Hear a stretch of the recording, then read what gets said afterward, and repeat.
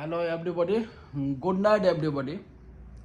তো বর্তমানে শীতকালের সময়, এখন আমরা বারকে যার হস্টেলের মধ্যে আছি।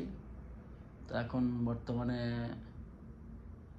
একা অবশ্য, কেননা সেই একটা গল্প শুনেছিলাম যে আই লাভ কম্বল।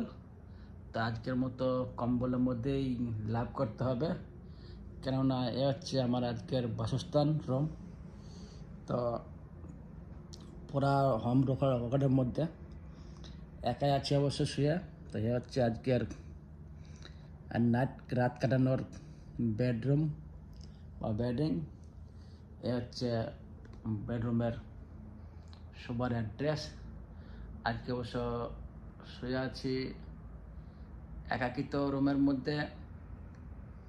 এ হচ্ছে আজকে রুমের ঘুমন্ত অবস্থা। তো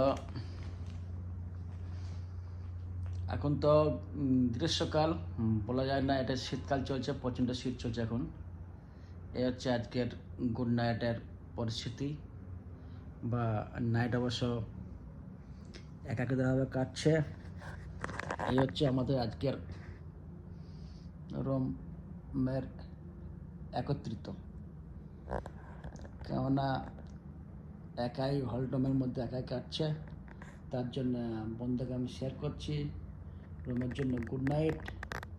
তো এই পরিস্থিতি হিসাবে আজকের রাতটা খুব স্মরণীয় রাত আর কি, কেননা এখানে একার মধ্যে বাইরের ফ্যামিলি ছেড়ে এসেছি। তো গ্রামের মধ্যে তো আছে ছেলে বউ সব, বাচ্চা কাছে সব গ্রামে আছে। তো আমি একাকিতভাবে নাইট কাটাচ্ছি।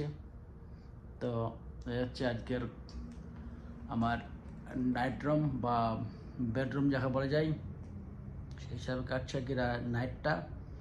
তো আমি বর্তমানে খালি গায়ে আছি, অবশ্য বেডের মধ্যে শুয়ে আছে অবশ্য। তার জন্য আর বেশি ভিডিও বানালাম না।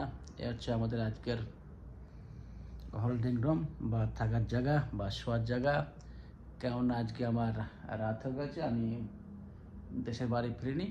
এখন আমি বর্তমান শহরের মধ্যে এখানে রাত কাটাচ্ছি। এ হচ্ছে আমার আজকের বেডরুম, যাকে বলা যায় নাইট রুম আর কি। তো সবাইকে গুড নাইট বলে সারছি। আজকে হচ্ছে দেখো আই লাভ কম্বল, কেননা এই কম্বলের শুয়ে পড়লো আজকে। তো সবাই ভালো থেকো, সুস্থ থেকো, এবারে শেষ করছে। গুড নাইট, ওকে, ইয়াল্লা।